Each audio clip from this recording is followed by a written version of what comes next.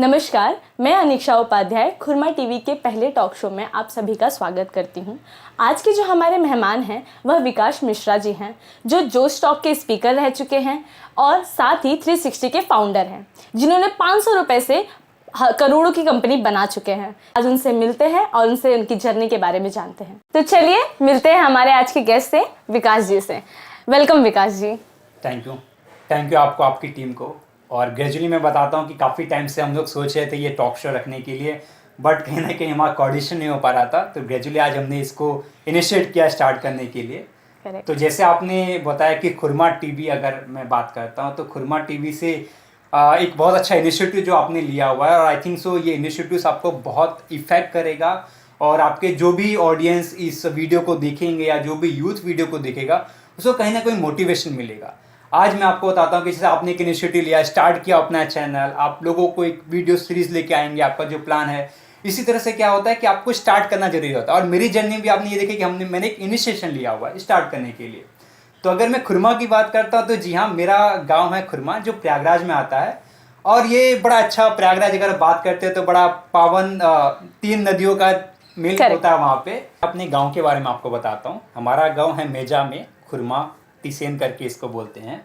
और मैं आपको बताता हूँ, मेरे दादाजी गवर्नमेंट टीचर थे, मैथ्स के टीचर थे, बहुत पंचुअल थे। और उन्होंने बहुत स्टूडेंट्स को मैथ्स सिखाया और बहुत अच्छा इनिशिएटिव लिया था। आई थिंक सो कुछ 1950s में 55-60s में अपनी जर्नी स्टार्ट की थी एज अ टीचर।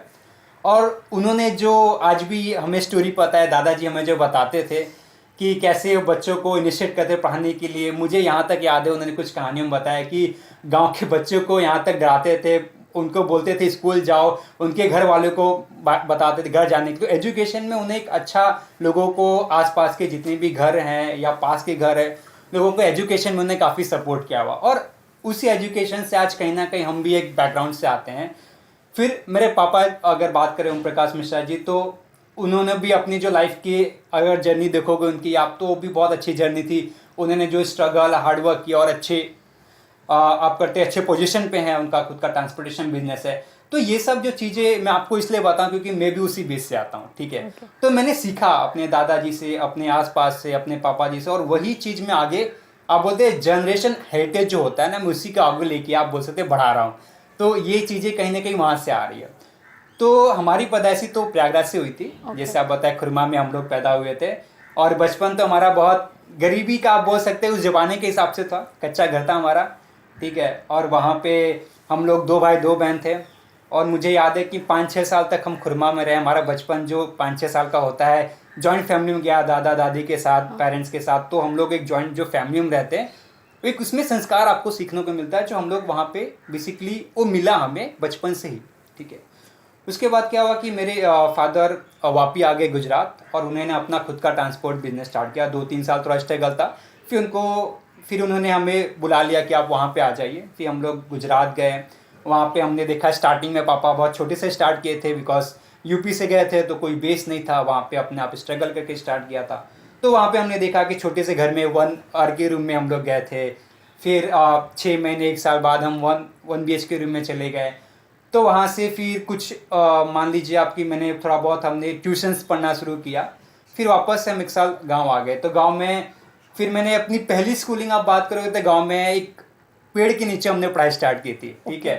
तो हमारे स्कूल के सामने एक पेड़ था जहाँ से हम लोग जाते थे, पढ़ते थे। आज भी वो, अभी आप वो आज की जनरेशन या आपकी चीज़ें आप जाओगे तो आप देखोगे पेड़ है, उसके नीचे हम बैठे हैं। 1 साल तक तो मैंने स्कूलिंग वहाँ पे की। तो लकीली क्या हुआ कि पापा का अच्छा काम सेट हो गया, तो उन्होंने हमें गुजरात बुलाया। और फिर जब मैं गुजरात आया तो वहाँ से हमने स्कूलिंग के लिए बहुत इश्यूज आए, ठीक है, क्योंकि हम हिंदी मीडियम के थे। करेक्ट। और हिंदी मीडियम से आप जानते हैं, आप मुंबई में हैं तो जानते हैं कि it's not easy for you to come to the other city और वहाँ पे एडमिशन मिल जाए। तो हमारा भी ऐसा था कि हम लोग 3-4 स्कूल में गए कि एडमिशन नहीं ले रहे थे, क्योंकि उस टाइम पे इंग्लिश भी नहीं आती थी बोलने, और 2nd-3rd में एडमिशन लेना था, और इंग्लिश मीडियम में ईजी था नहीं। तो एक नई स्कूल थी, फेलोशिप मिशन स्कूल, वहाँ पे हम लोग गए। और नया स्कूल था, फॉर्म आया था, तो बात होती है, तो ग्रेजुअली एडमिशन हो गया।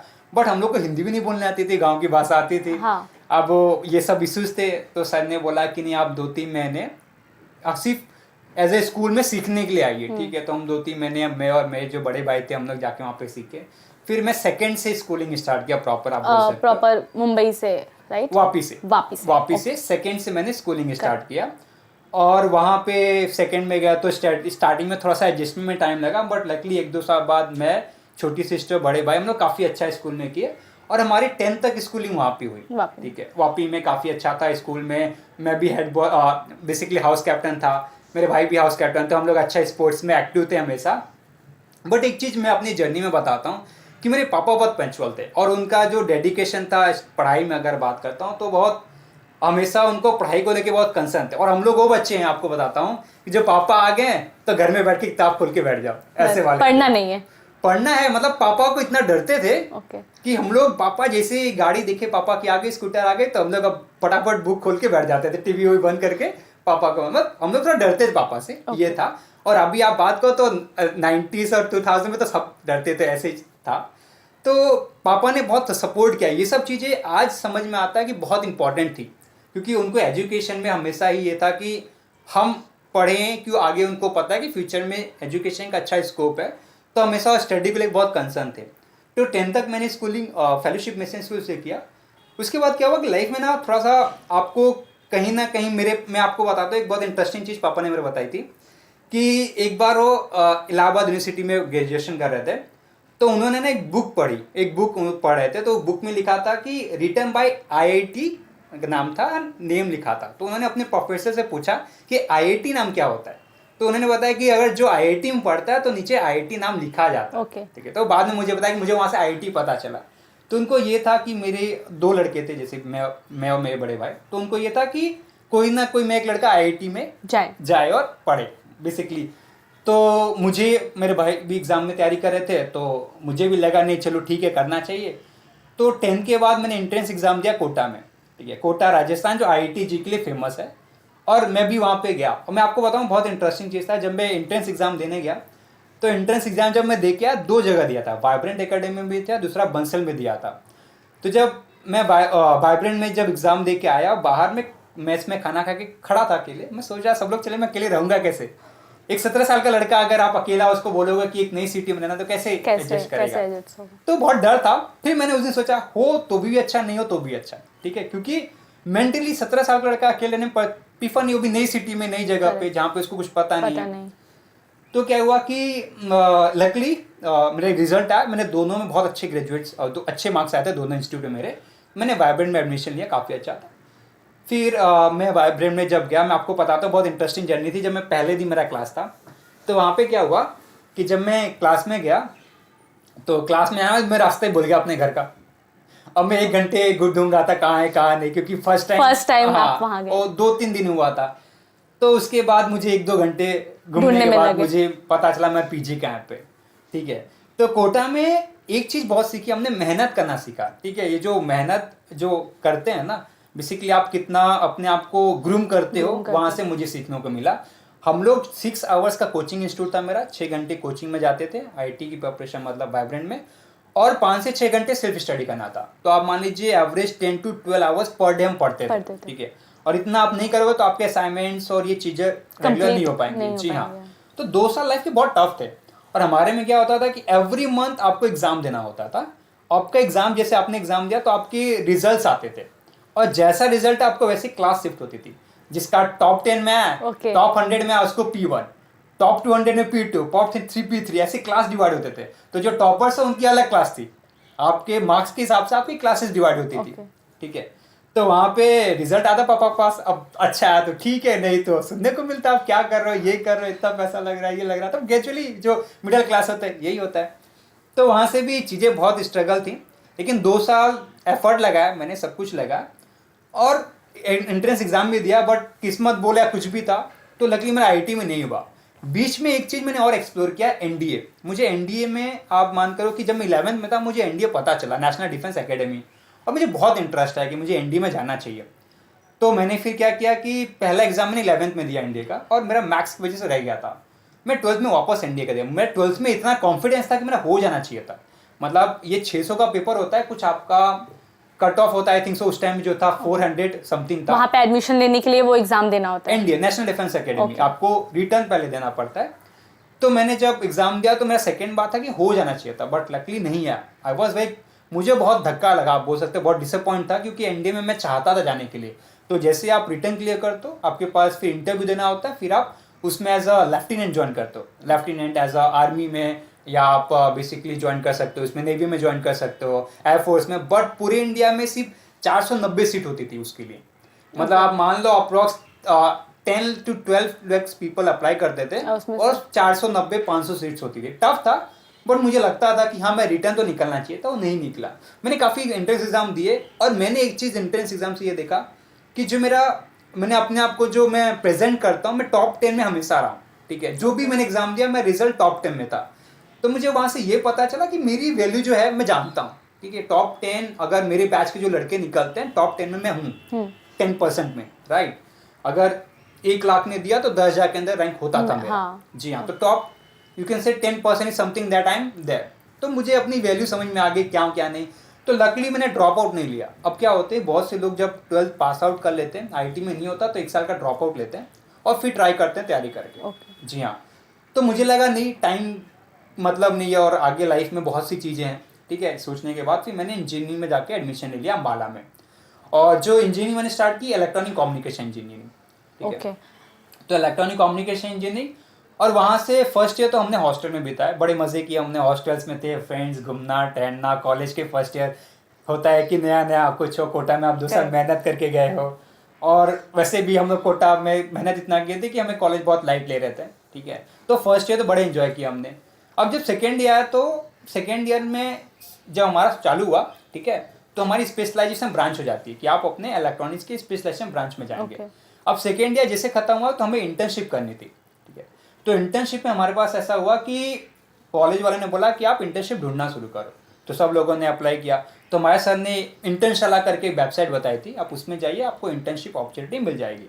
तो जब मैं इंटर्नशाला में जाके अप्लाई करने लगा, ऑलमोस्ट लाइक आप 20 से 30 इंटर्नशिप अप्लाई किया। वहाँ पे लकली मुझे एक जगह से इंटरव्यू मैंने दिया, bird size system private limited, इनका ऑफिस है मुंबई में ही। तो मुझे वहाँ पे पेड इंटर्नशिप मिल गई, 2 राउंड इंटरव्यू हुआ था, और 10,000 स्टाइपेंड था मेरा। और उस टाइम में पहला स्टूडेंट था जिसको 10,000 स्टाइपेंड मिला, तो 2016 की बात कर रहा हूँ, ठीक है। तो जैसे ही सेकेंड ईयर खत्म कंप्लीट हुआ, मैं बेसिकली अपने यहाँ पे मुंबई में आके मैंने यहाँ पे मैं आपको एक चीज़ दिखाता हूँ, लाइफ की लर्निंग होती है, ठीक है। तो ये जो मेरी इंटर्नशिप एक लर्निंग है लाइफ की, जहाँ पे मैंने अपने आप को एक्सप्लोर किया। When I understand my self, कैसे मैंने एक्सप्लोर किया, जब मैं इंटर्नशिप में बेसिकली जब इंटर्नशिप करने आया, तो यहाँ पे मेरा रोल था जूनियर इंजीनियर। हमें प्राइमैक्स डिवाइस थी जिसको पैकिंग, अनपैकिंग, वाईफाई और बैटरी उसमें ऐड करना था। और ड्यूरिंग द इंटर्नशिप आपको वो करना था? जी हाँ, वो मेरा जॉब प्रोफाइल था, आप बोल सकते हो। ये नाइट शिफ्ट में था। तो मैं मुलुंड में, हमारा बेसिकली वो था, मुलुंड में जाके बस डिपो में in the 8 PM to 4 AM हमारा जॉब था।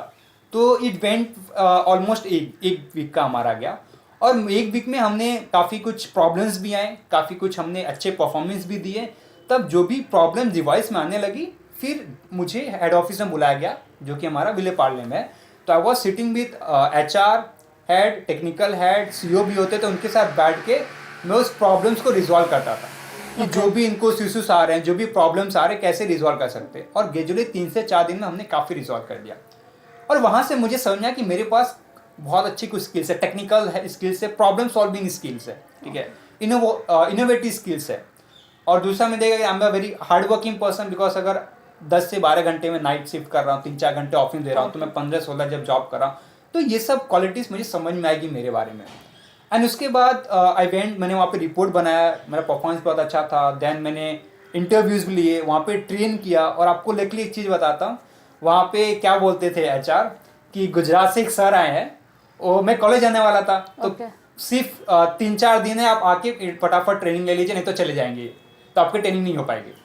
तो मैं वहाँ पे जो ग्रेजुएट्स होते थे उनको ट्रेन करता था। तो बेसिकली 20 ग्रेजुएट्स थे जिसको मैं प्रोजेक्ट में ट्रेन करके then I went to my college. तो ये जो जर्नी आपको मैं देखिए, हर किसी की लाइफ में जर्नी, आपकी लाइफ में भी आया होगा, बहुत से लोग वीडियो देख रहे हैं, उनके लाइफ में भी जर्नी होगा। आप सीखते कितना लाइफ से इम्पोर्टेंट है। जी हाँ, तो मैंने लाइफ से अपने सीखा, 1 महीने की जर्नी मैंने सीखा कि मैं अपने आप को एनालिसिस किया कि मैं क्या हूँ, मेरी पोटेंशियल्स क्या है, मेरी स्किल्स क्या है। ये सब एनालिसिस करने के बाद मुझे समझ में आया कि मैं क्या कर सकता हूँ।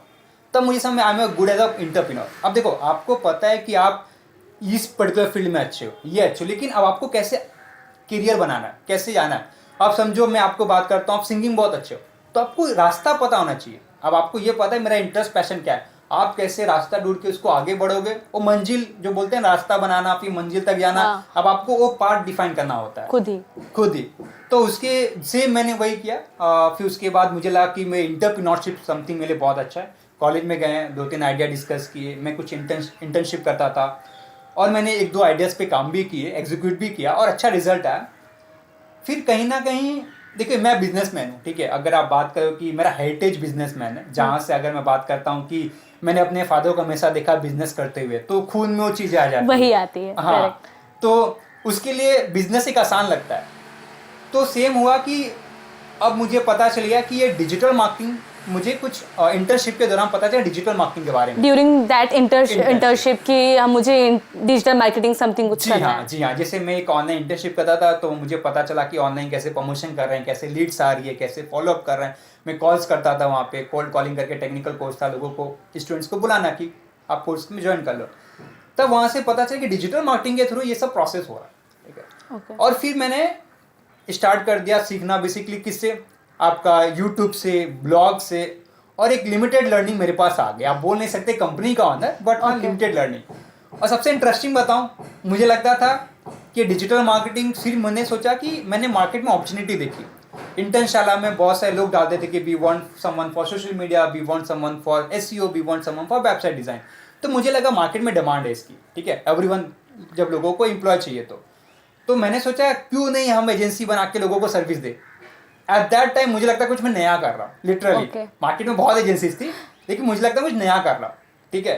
तो मैंने सोचा स्टार्ट करते हैं। तो लकीली मैंने एक बंदे से कांटेक्ट किया जो कि बैंगलोर का था, एंड इज अ वेरी, उसकी बहुत अच्छी प्रोफाइल थी। बट उस टाइम पे आपको कुछ पता नहीं था, राइट? मतलब डिजिटल मार्केटिंग के बारे में। डिजिटल मार्केटिंग ओवरव्यू पता था, ओके। डिटेल नहीं पता था, एग्जीक्यूशन नहीं पता था, सिर्फ ओवरव्यू पता था डिजिटल मार्केटिंग होता है क्या, क्या क्या कर सकते हैं, ठीक है। बोलते हैं ना, ओवरव्यू पता होना, एग्जीक्यूशन अलग होता है, दोनों में डिफरेंस। जी हाँ। तो मैंने एग्जीक्यूशन के लिए उससे बात कर लिया कि मैं प्रोजेक्ट्स लाता हूँ, आप उसको एग्जीक्यूट करना, ठीक है, रिजल्ट्स आप करके देना। तो हमने स्टार्ट किया।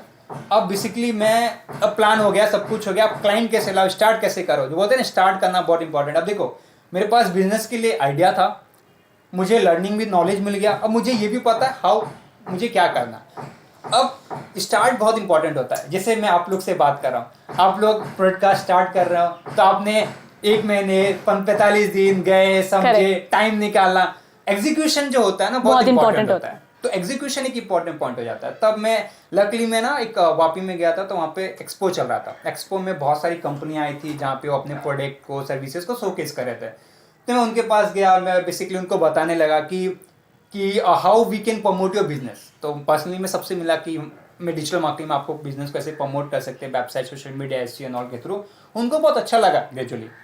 तो मैं 40-50 कंपनियों जो ऑनर थे उनके, या जो कि मैनेजर्स थे, बात किया, ये समझ में आया कि मार्केट रिस्पॉन्स बहुत अच्छा है। और लकली मुझे 5 से 6 लोगों ने बोला कि मेरे ऑफिस आके मिलो, कार्ड दिया, नंबर लिया मेरा, बोला ऑफिस आके मिलो। मैंने ये नहीं बताया था कि मैं स्टार्टअप कर रहा हूँ, मतलब मैं ये काम करता हूँ, ठीक है। I was taking the market analysis, और ये समझना कि मार्केट में रिस्पॉन्स अच्छा है तो चलेगा, ठीक है। फिर जो आपने जो स्टॉक में देखा होगा, 500 से स्टार्ट किए, लाखों की कंपनी, हाँ। और टैगलाइन की आपको फैक्ट बताता हूँ। घर पे गया, जब मम्मी को बताया, पापा से मैंने बोला कि मैं जब लोगों से रिव्यू लिया था, मुझे ये इस टाइप का स्टार्ट करना है, तो प्रोजेक्ट लेने के लिए क्या करना पड़ता है। तो उन्होंने मुझे बताया कि आप बेसिकली लेटर हेड होना चाहिए एक एग्रीमेंट के लिए, जिसको बोलते हैं, विजिटिंग कार्ड होना चाहिए लोगों को, और ऑफिस मेरे पापा का था, ठीक है। तो मैं फिर दूसरे दिन मम्मी से 500 रुपया लिया, और मैं सुबह जाके फिर फटाफट विजिटिंग कार्ड छपवा दिया, और उसके बाद लेटर हेड अपना ले लिया कि अब बेसिकली एग्रीमेंट उस पर हो जाए। और अब मैं जाके ऑफिस विजिट करने लगा, जो लोगों ने मुझे बोला ऑफिस आओ, ठीक है। अब मैं ऑफिस गया, उनसे बात की, तो किसी ने बोला प्रपोजल दो आप। अब मुझे प्रपोजल तक नहीं पता प्रपोजल क्या होता है। तब मैं नेट पे गया, प्रपोजल देख के कैसे बनता है, एक प्रपोजल बना के दिया, रेट का भी आइडिया नहीं था, नेट पे कहीं देख लिया क्या रेट होता है क्या नहीं सर्विसेज का। तो ये सब सेल्फ लर्निंग थी, कोई कहीं सीखा नहीं था, ठीक है। तो सर्विसेज कॉस्ट एंड ऑल मैंने बना के उसको दे दिया, ठीक है। उन्होंने बोला मैं बताऊँगा। अब मैं ना डेली आप मानो 10 से 12 कंपनी में विजिट करने लगा रैंडम। तो 5 दिन में 70-80 कंपनी में गया। किसी ने गेट से बाहर एंट्री नहीं दी, किसी ने बोला कि हम बाद में बताएंगे, किसी ने बात भी हुई, कुछ लोगों ने फाइनल प्रेजेंटेशन भी लिया, ठीक है। तो ये सब मेरे पास ज़्यादा टाइम नहीं था, मुझे कॉलेज जाना था, 5th सेमेस्टर था। तो उसके बाद मैं कॉलेज चला गया। अब 5th सेमेस्टर का एंड हो गया था, मेरा 6th सेमेस्टर स्टार्ट हो रहा था। तो कॉलेज में जाके अब कोई प्रोजेक्ट आया नहीं, but I was very happy, market review अच्छा था, सब कुछ थे, लोगों से बात हुई थी, प्रोजेक्ट फाइनल नहीं हुआ था। तो दिसंबर 24 को मैंने स्टार्ट किया था, जनवरी तक कोई प्रोजेक्ट नहीं आया। जनवरी में फिर मैंने अपनी वेबसाइट बनाई, सोशल मीडिया प्रमोशन स्टार्ट किए। लकीली मेरा पहला प्रोजेक्ट फैब में आया, ठीक है, 2 महीने बाद, 2 महीने 45 दिन बाद। पहला प्रोजेक्ट की खुशी अलग होती है, ठीक है। Exactly. जब आपको पहले प्रोजेक्ट्स मिलते हैं, पहला असाइनमेंट मिलता है, आपको एक्साइटमेंट अलग होती है। तो मैंने स्टार्ट किया। अब उसके बाद लकीली फैब में एक और मिल गया। अब महीने में एक दो तीन प्रोजेक्ट चालू हो गया। जब आपके काम शुरू हो जाता है, आपको एक पे आउट आना शुरू हो जाता है, आपका इंटरेस्ट बढ़ जाता है चीज़ों में, और मेरा भी यही हुआ। अब मुझे मज़ा आने लगा, इस पे आउट आ रहता है, काम भी मज़ा आता है। और एक भी चीज़ और बताता हूँ आपको, जो मेरा दोस्त, मैंने बताया था कि जिसका साथ में स्टार्ट किया था, करेक्ट। अब वो चला गया था कहानी से। कैसे? क्योंकि उसको जाना था वहाँ पे, बेसिकली सिंगापुर जाना था। तो वो बोला कि यार मैं कर नहीं पाऊंगा, मैं सिंगापुर जा रहा हूँ। अब मुझे काम भी करना था, सब कुछ करना था। उनका काम भी आपको ही करना था। हाँ, मतलब वो एग्जीक्यूशन करने वाले थे, मैं प्रोजेक्ट लाने वाला था। वो बोला यार मैं सिंगापुर जा रहा हूँ, मैं नहीं कर पाऊंगा। तब मैंने क्या किया, चलो मैं सीख के अपना आप इम्प्लीमेंटेशन भी स्टार्ट कर दिया। तो वेबसाइट बनाना मैंने यूट्यूब से सीखा, SEO, सोशल मीडिया। और हाँ, SEO एक सर्विस होती है, इंटरेस्टिंग सर्विस, मैं आपको बताता हूँ। तो मैंने उसके लिए क्या किया, मैंने कहाँ सीखा हुआ था, इंटरव्यू लेके सीखा मैंने। तो उन्होंने आपको एक्सप्लेन किया ड्यूरिंग द इंटरव्यू कि ऐसे होता है। यस। तो जब मैं इंटरव्यू लेना शुरू किया SEO के, तो जिससे इंटरव्यू लेता था उन्होंने बताया, सर मैंने पूछा व्हाट इज SEO, उन्होंने बताया SEO ऐसा होता है। तब मुझे रियल टाइम में SEO होता है क्या काम करते हैं ऑन पे, जॉब पे, and what are the activity going on. तब मैंने सीखा SEO के बारे में। सोचो, इंटरव्यू लेके मैंने सीखना शुरू किया। और मैंने फिर 2 को हायर भी किया, फ्रीलांसर को 2 को हायर किया प्रोजेक्ट्स के लिए। तो मैंने 2-3 फ्रीलांसर की टीम बना दी, बाकी मैं करता था। और 6 महीने में, मैं 5 महीने या 6 महीने बाद मुझे पहला इंटरनेशनल क्लाइंट मिला यूके से, ठीक है। तो यूके से बेसिकली पहला प्रोजेक्ट मिला और काफ़ी अच्छा हमने डिलीवर किया। USA से मुझे प्रोजेक्ट आना शुरू किया। 6 महीने में आप बताओ, 1 साल में अगर मैं बात करता हूँ, मैं कॉलेज से निकलने के बाद मैं 10 लाख का रेवेन्यू सिर्फ कॉलेज में किया था, कॉलेज में रह के, एक साल के अंदर। और अब बीच में मैंने इस दौरान में एक और चीज़ें देखी, डिजिटल मार्केटिंग ट्रेनिंग का भी अच्छा स्कोप था। तो मैंने क्या किया कि जैसे मैं आपको बताता हूँ, रात को बज रहा था उस टाइम पे 10 बज रहे थे, और मैंने देखा काफ़ी लोग पढ़ा रहे हैं, ट्रेनिंग का स्कोप अच्छा है। मैं रात में वेबसाइट बनाना शुरू किया। मैं सुबह 4 बजे वेबसाइट पूरी बना दिया, 5-6 घंटे में वेबसाइट बन गई मेरी पूरी कोर्स की। और मैंने प्रमोशन शुरू कर दिया। 2 दिन बाद मेरा पहला स्टूडेंट कनाडा का था, ठीक है, जो मुझसे डिजिटल मार्केटिंग सीखना चाहता था, और मैंने उसको ऑनलाइन सिखाया, पहला स्टूडेंट्स। दूसरा मेरा इजिप्ट का था, तो मैंने इंटरनेशनल स्टूडेंट से पढ़ाना शुरू किया। इजिप्ट का था, तीसरा साउथ अफ्रीका का था। तो वहाँ से मैं ट्रेनिंग में भी चला गया। तो अब डिजिटल मार्केटिंग एजेंसी थी, दूसरा मेरा इंस्टीट्यूट हो गया, और 1 साल में दोनों एक अच्छा चलने लगा था। और लास्ट में आपको बताता हूँ कि कुछ ऐसी चीज़ें होती है जो आप कभी उम्मीद नहीं करते हो।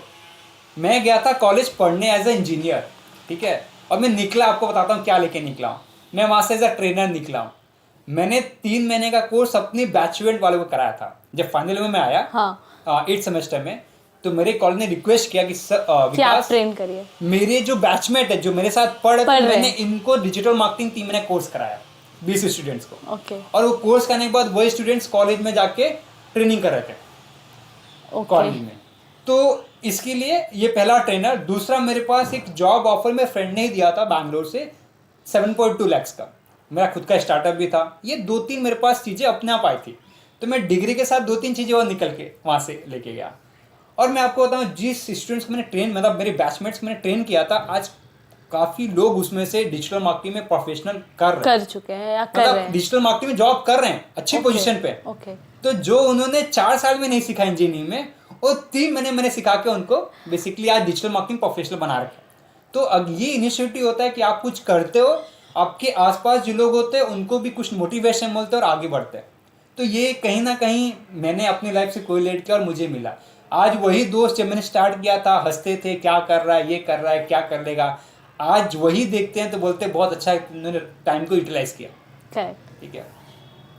तो उसके बाद ये सब चला, फिर मैंने प्लेसमेंट को एक्चुअली मना कर दिया कि मैं नहीं, वो 7.2 लाख, हाँ मैंने मना कर दिया। घर पे सब तो इतना अच्छा प्लेसमेंट मिल रहा है, मना क्यों कर रहे हो। घर पे सब नाराज हो गए। तो उसके बाद भी प्लेसमेंट्स आपको आए थे या सिर्फ वो ही एक प्लेसमेंट था? मैंने जिसको कभी इंटरव्यू दिया ही नहीं, मैं कॉलेज प्लेस में बैठा ही नहीं, क्योंकि मैं आपको बताऊं, मैं 10 लाख रुपया मेरी अर्निंग थी कंपनी की, जिसमें से अराउंड लाइक 66-7 लाख प्रॉफिट में कर रहा था, तो 60-70 हज़ार तो मैं बचा रहा था, ठीक है, वो भी मैं पार्ट टाइम में। करेक्ट। तो आज कॉलेज की प्लेस में 40-50,000 दे नहीं रहे थे, तो मैं क्यों इंटरव्यू? क्यों? Correct. I know my value ना, मुझे पता है कि मेरा अर्निंग कितना है, मेरी टाइम का वैल्यू कितना है, तो वो मुझे नहीं फुलफिल हो रहा था, मैंने इसलिए जॉब ही नहीं किया, ठीक है। और वो तो सामने से बैंगलोर से मेरे दोस्त ने ऑफर किया था मुझे, सामने से ऑफर करके ऑफर लेटर भेज दिया कि यार ज्वाइन कर लो, घर पे बता दिया, घर पे भी आया था कि यार जो काफ़ी 1-2 महीने पुश किया कि ज्वाइन कर लो, बट आपने वो मना कर दिया। घर पे बोला कि अभी डिले हो रहा है, घर पे सच नहीं बताया था मैंने, ठीक है। हाँ, नहीं तो उनको भी ऐसा कंसर्न होता कि इतने महंगे प्लेसमेंट को कैसे मना कर सकते। नाराज हो गए कि यार आपका 7.2 का प्लेसमेंट लगा है, वो भी 2017 की बात कर रहा हूँ, फिर आप जा नहीं रहे हो, ठीक है। लेकिन कहीं ना कहीं मुझे पता था कि मेरे स्टार्टअप में पोटेंशियल है, जो मैं कर रहा हूँ राइट है, आज नहीं तो कल फ्यूचर इसका है। तब मैं वापस होम टाउन आके मैंने एक छोटा सा ऑफिस लिया, छोटा सा ऑफिस आप बोल सकते हैं, ये 4x4 का एक ऑफिस लिया, एक टेबल चेयर रखा मैंने, और वहाँ से स्टार्ट किया डिजिटल मार्केटिंग का। हाँ, मतलब फुल फ्लैश आप बोल सकते हो ऑफिस लेके मैंने वहाँ से स्टार्ट किया। तो वहाँ से स्टार्टअप में 1-2 मैंने स्टाफ रखे, और जो स्टाफ थे धीरे धीरे प्रोजेक्ट्स भी मैंने लोकल कर लिए, अपने लाके उनको देने लगे, and they are working automatically. मैंने 2-3 स्टाफ हायर कर लिए, और मेरा काम चलने लगा। तो 5-6 महीने आप बोलो तो नॉर्मल चल रहा था। फिर लाइफ में बोलते ना एक टर्निंग पॉइंट आता है, ये जोस्टॉक में लाइफ का टर्निंग पॉइंट था, ठीक है। तो लकली मैं एक शाम को ऐसे बैठा था, 5-6 बज रहे थे, और I just got a call from जोस्टॉक टीम, शिल्पा करके हैं, उन्होंने मुझे कॉल किया कि Vikas we are seen your profile. और मेरे कुछ पीआर्स थे, तो नेट में पीआर्स उन्होंने मेरे स्टोरी पढ़ी होगी, हम चाहते हैं कि आप यूथ को मोटिवेट करो। तो मुझे जोस्टॉक का आइडिया नहीं था लिटरली, तो मैंने बोला ठीक है आप इन्विटेशन भेजिए, मैं देखता हूँ। जब उन्होंने इन्विटेशन भेजा, तो इन्विटेशन में like great celebrities, film stars और इन लोग थे जो जोस्टॉक में बात करते। आई वाज लाइक इतना बड़ा प्लेटफॉर्म है। तो मैंने एक दिन ना, हाँ, मैं तुरंत हाँ नहीं बोला, मेरी भी थोड़ा एटीट्यूड में दिखा। मैंने तो उसके पहले आपने कभी नाम नहीं सुना था जोस्टॉक का? मैं नाम नहीं सुना था जोस्टॉक का, और मैं कभी पब्लिक स्पीकर था ही नहीं एक्चुअली। मैं कॉलेज में भी जब बोलता था तो मेरे पैर शेक करते थे, ये मेरा था, मतलब मैं आज तक कोई पब्लिक स्पीकर नहीं था, ठीक है। तो मैंने इसको देखो, मैं इसको एक्सेप्ट किया हूँ, अगर मैं ना करता कुछ होता ना, लेकिन जब मैंने एक्सेप्ट किया, एक चैलेंज लिया अपने आप से, अच्छी अपॉर्चुनिटी थी, मैंने हाँ बोला उनको, और मैं जोस्टॉक में गया, ठीक है। ये जोस्टॉक में जाने की जर्नी बताता हूँ। मैंने वापस से ट्रेन पकड़ा, तो ऑटो से जब मैं जोस्टॉक पे गया, चेंबूर में, दो स्टूडेंट्स बेसिक खड़े थे, सर आ गए, उन्होंने बैग लिया, और दो ने बेसिकली ऊपर गए, तो कुछ बॉटल्स लेके खड़े थे, कुछ कॉफ़ी लेके खड़े थे, मेकअप वाले थे, उन्होंने फटाफट मेकअप किया, और जो कोऑर्डिनेटर था तो उन लोग आए, तो मतलब 8-10 लोग एक रूम में आ गए और सर से मिलने, तो प्रोफाइल अलग ही ऐसा ही लग रहा था कि हाँ थोड़े स्पेशल हैं हम। हाँ, अरे बहुत स्पेशल लग रहा था, कभी हमने देखा नहीं था ना ये। करेक्ट। तो फटाफट मेकअप हुआ, कैमरा फिट किया उन्होंने, सब कुछ स्टेज और सब कुछ रेडी था, तो थोड़ा बहुत नर्वस तो हो गया था मैं, क्योंकि फर्स्ट टाइम था। लेकिन ये हुआ कि चैलेंज लिया था मैंने कि मुझे करना है। गया, वर्स्ट शॉट में मैंने बोला, आप जस्ट वीडियो निकाल के देखना, एक शॉट में मैंने पूरा वीडियो बोला, 12 मिनट का जर्नी शेयर किया था। आज मैं वीडियो देखता हूँ, ओके था ना, दैट गुड ना दैट बैड, ओके। लेकिन जैसे ही वीडियो आया, बहुत सारी इन्विटेशन अलग है, मोटिवेशन स्पीकर के, हमारे कॉलेजेस में आप आ जाओ, और उसके बाद काम भी मेरे स्पीड अप हुए, लोग जानने लगे, और 1 महीने में मेरा जो जोस्टॉक में टॉप 10 ट्रेंडिंग में आ गया था जोस्टॉक में, ठीक है, काफ़ी अच्छा कर रहा था। तो वहाँ से फिर एक अलग जर्नी स्टार्ट हो गई। फिर हमने we had been awarded as a leadership award in Bangalore, मुझे वहाँ पे अवार्ड दिया गया था। और फिर जर्नी ऐसे ही स्टार्ट हुई कि और ऑफिस लिया, स्टाफ बढ़ गए, एक सब कुछ बहुत स्केल अप में चला। तो ये डिजिटल मार्केटिंग जो वर्ड है ना, वो थोड़ा टेक्निकल वर्ड है, तो आप थोड़े इजी वर्ड में एक्सप्लेन कर सकते हैं हमारे व्यूअर को?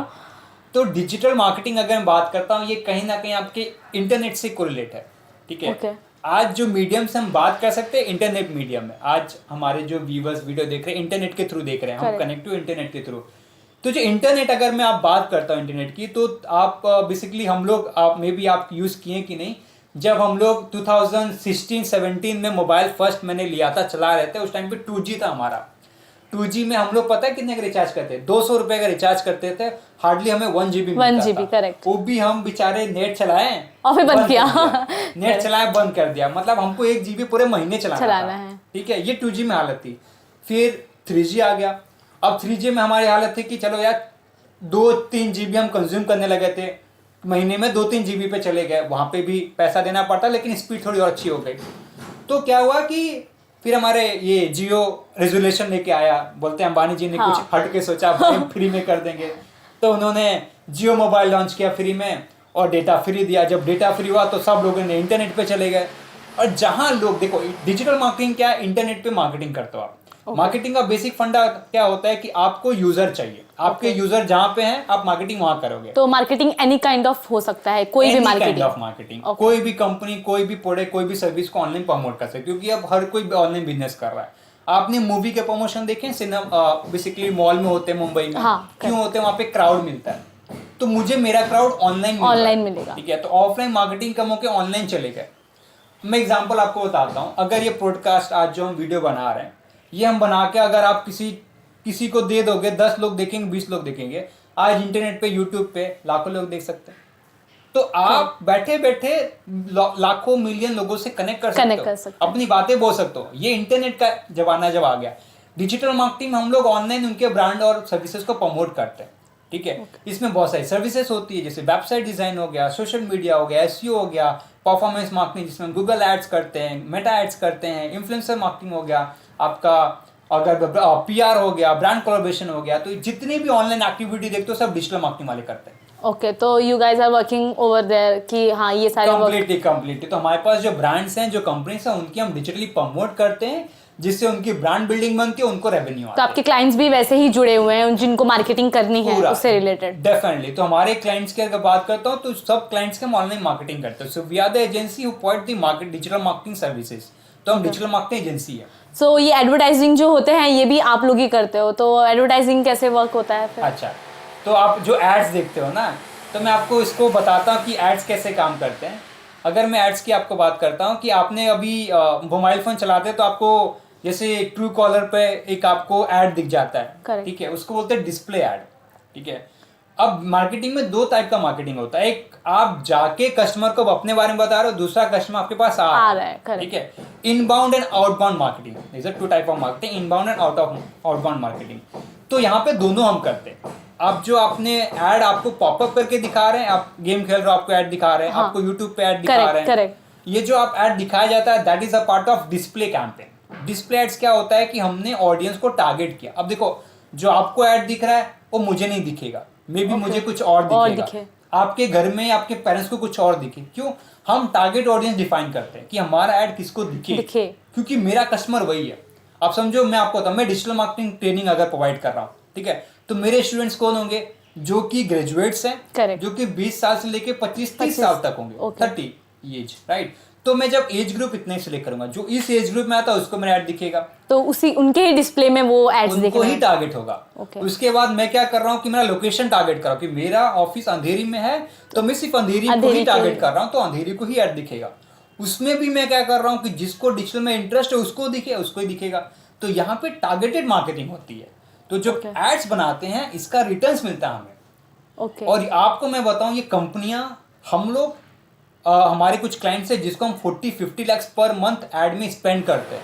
मतलब हम गूगल को 40-50 लाख देते हैं ऐड चलाने के लिए, जहां से हमें अप्रॉक्स 2x रिटर्न आता है, approx 90 lakh to 1 CR revenue आ जाता है उस एडवर्टाइजमेंट से। हमारे क्लाइंट्स को अप्रॉक्स 1 CR का रेवेन्यू आ जाता है, मतलब 2x रेवेन्यू आ रहा है। तो क्यों ना डिजिटल, क्यों नहीं, ऑफ कोर्स। आप जब गूगल में कुछ सर्च करते हो तो आपको ऐड दिखता है, that is called PPC campaign, search campaign. Correct. तो जैसे आपने सर्च किया, आपको उसके रिलेटेड ऐड दिख रहा है, आपने ऐड पे जाओगे, तो आपने ऐड पे क्लिक किया, आप सर्विस लोगे तो हमारे क्लाइंट को एडवांटेज मिलेगा। आप जो शॉपिंग कैंपेन देखते हो, आपको प्रोडक्ट दिखता है, उसका प्राइसिंग दिखता है, that is called shopping campaign. आप जो यूट्यूब पे देख रहे हो, that is called video campaign. तो multiple type of campaign Google में होता है, मैं बात कर रहा हूँ, ठीक है। इसके अलावा एक स्ट्रेटेजी होती है, दैट्स कॉल्ड रीटारगेटिंग स्ट्रेटेजी। लोगों को रीटारगेट कर सकते हो, फर्स्ट टाइम के अलावा सेकंड टाइम। आपने जैसे ई कॉमर्स में आप शॉपिंग करते हो, आप अमेजोन पे जाके प्रोडक्ट आपने देखा, कार्ट में आपने बाय नहीं किया, तो आपको वापस वो प्रोडक्ट दिखता है कहीं ना कहीं, बार बार वो रिमाइंड होता है या कहीं दिखता है, that is called retargeting strategy, जो भी हम बनाते हैं। कि एक बार यूजर ने प्रोडक्ट बाय कर लिया या कार्ट में ऐड किया, परचेस नहीं का तो वापस इसको ऐड दिखाओ जो परचेस करे। तो हमें पता है कि यूजर क्या कर रहा है क्या नहीं। और आपको एक इंटरेस्टिंग फैक्ट बताता हूँ, गूगल के पास हर किसी का डेटा है। आपको मोबाइल फोन आपसे ज्यादा गूगल के पास डेटा है आपका। करेक्ट, वो जानते हैं हमें कि हमें क्या चाहिए, क्या हमारा रिक्वायरमेंट्स है। सर्चेस एक्टिविटी या फोटोज सब कुछ गूगल में सिंक्रोनाइज हो रहा है और डेटा को आप फिल्टर कर रहे हैं। और गूगल ऐसा क्यों कर रहा है? क्योंकि जो एडवर्टाइजमेंट कंपनी है गूगल को पैसा तो उसको ज्यादा रिटर्न देने के लिए।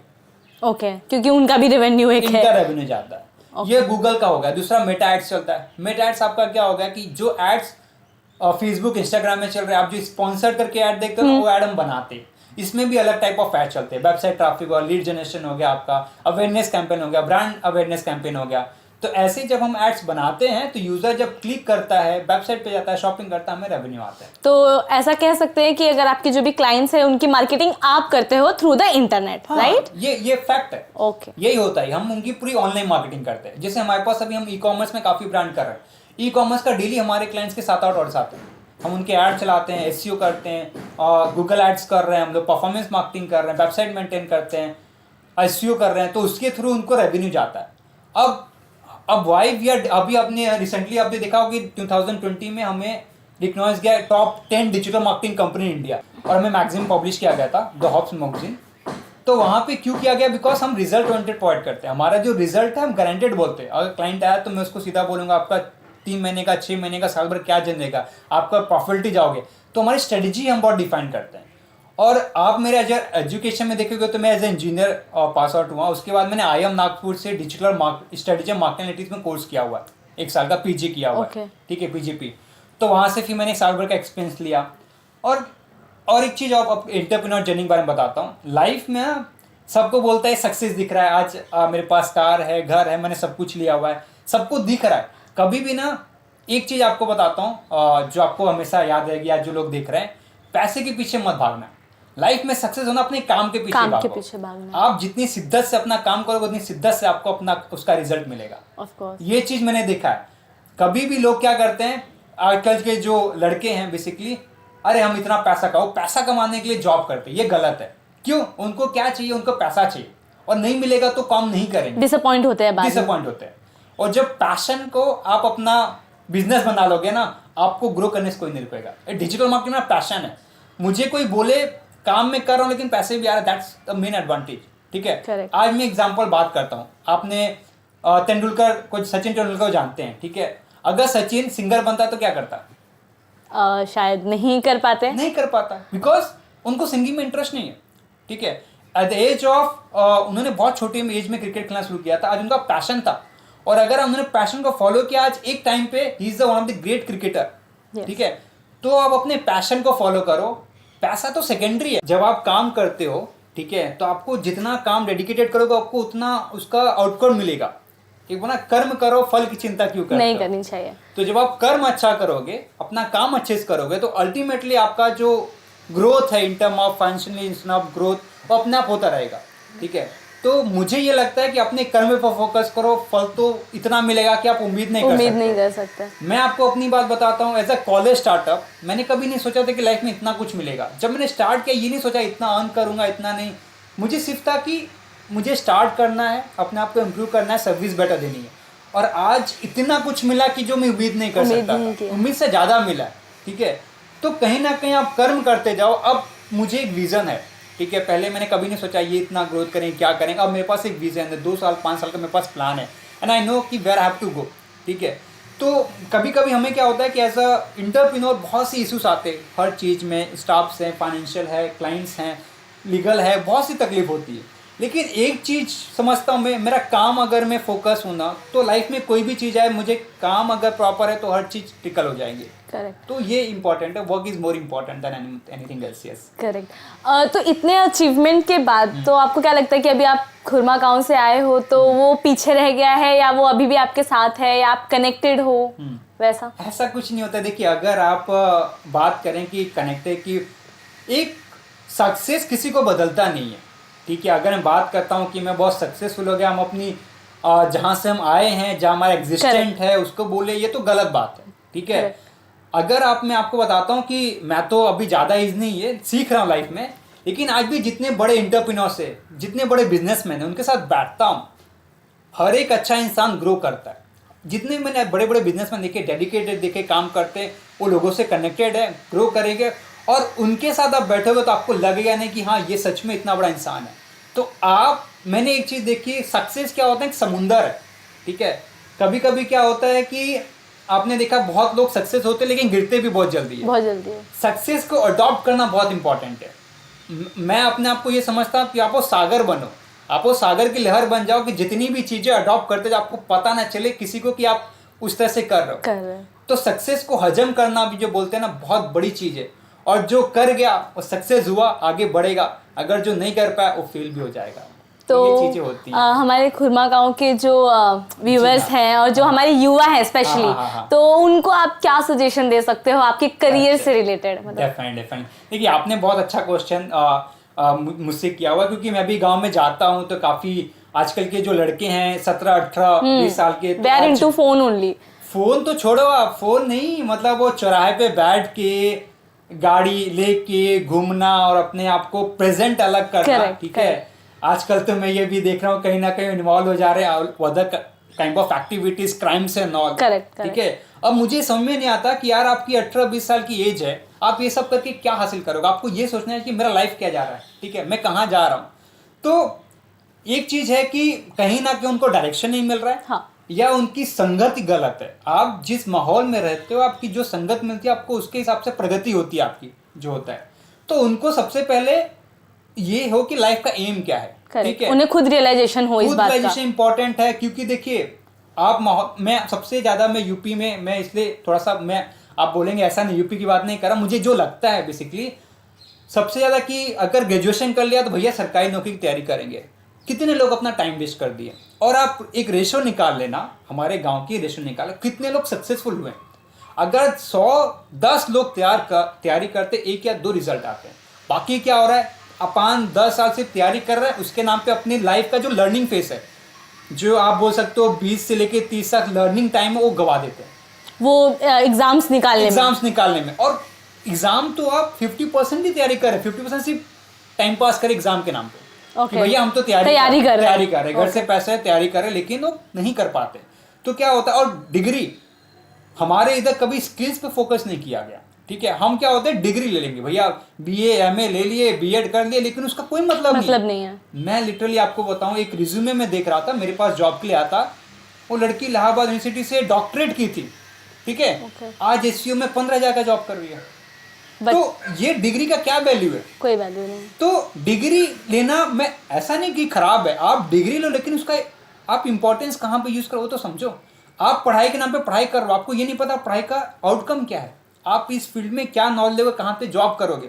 तो ये सब चीजें बहुत इंपॉर्टेंट है। सरकारी नौकरी तैयारी करें, लेकिन आपको 1, 2 साल, 3 साल अटेंड किया, आपको लग रहा है कि नहीं हो रहा है, आप प्राइवेट में एफर्ट दोगे, उससे ज्यादा इंप्रूव करोगे। करेक्ट। आज अगर मैं सरकारी नौकरी मुझे मैं नहीं लूंगा, ऐसा नहीं है कि नहीं लूंगा, अच्छी है, मैं हमेशा से पैशनेट था इंडियन आर्मी में जाने के लिए, लेफ्टिनेंट ऑफिसर पोस्ट आज मिले तो मैं सोचूंगा।